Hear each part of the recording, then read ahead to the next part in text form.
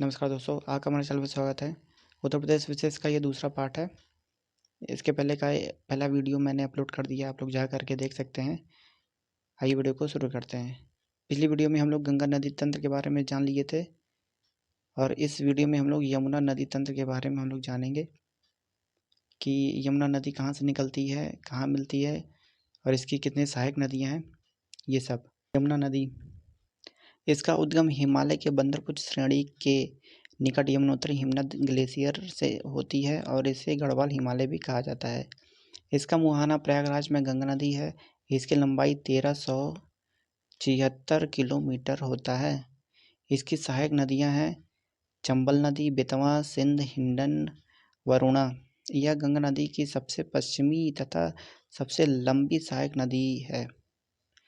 सहारनपुर के फैजाबाद नामक स्थान से उत्तर प्रदेश में प्रवेश करती है। इसकी कुल लंबाई 375। अब आता है घाघरा नदी। तो घाघरा नदी के बारे में हम लोग जान लेते हैं। इसका उद्गम मानसरोवर झील के निकट मापचाचुंग हिमनद तिब्बत के पठार से होती है। मुहाना इसका बिहार में छपरा के समीप गंगा नदी में होती है। सहायक नदियां शारदा, राप्ती और छोटी गंडक। यह नदी कुछ दूर तक बिहार और उत्तर प्रदेश की सीमा बाउंड्री भी बनाती है।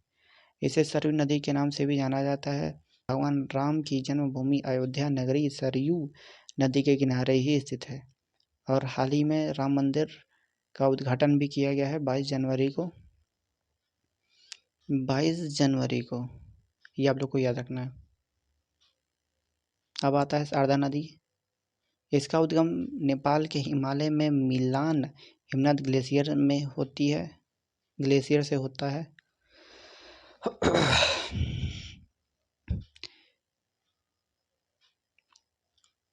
इसका उद्गम नेपाल के हिमालय में मिलान हिमनद ग्लेशियर से होता है।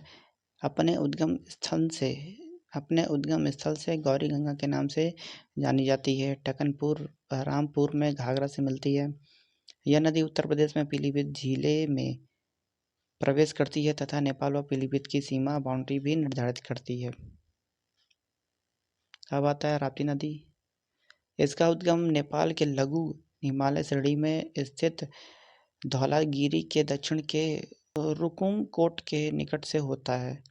मुहाना देवरिया के बहराज नामक स्थान पर घाघरा नदी से होता है।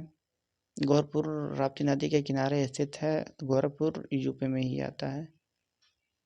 रोहिणी इसकी मुख्य सहायक नदी है। राप्ती नदी की एक मुख्य शाखा बूढ़ी गंडक भी कहलाती है।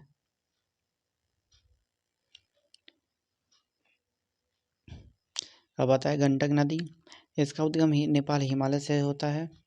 इसका मुहाना सोनपुर गाजीपुर के पास गंगा नदी में होता है। यह उत्तर प्रदेश व बिहार की सीमा को साझा करता है। यह नदी काली गंडक और त्रिशूली गंगा नदियों के संगम कॉन्फ्लुएंस से बनी है। अब आता है चंबल नदी। चंबल नदी इसका उद्गम मध्य प्रदेश के इंदौर जिले के स्थित जानापा पहाड़ी से होता है। मुहाना मुरादगंज के पास इटावा से लगभग 40 किलोमीटर की दूरी पर होता है। यमुना नदी से मिल जाती है। सहायक नदियाँ इसकी बनास है, पर्वती है, छिप्रा है, मेज और कुमारी। यह नदी प्रदेश के आगरा व इटावा जिले की सीमा भी बनाती है। यह नदी अनाविलिका अपर्दन। आज के लिए बस इतना ही। मिलते हैं हमको अगली वीडियो में उत्तर प्रदेश के विशेष के तीसरे पार्ट में। धन्यवाद।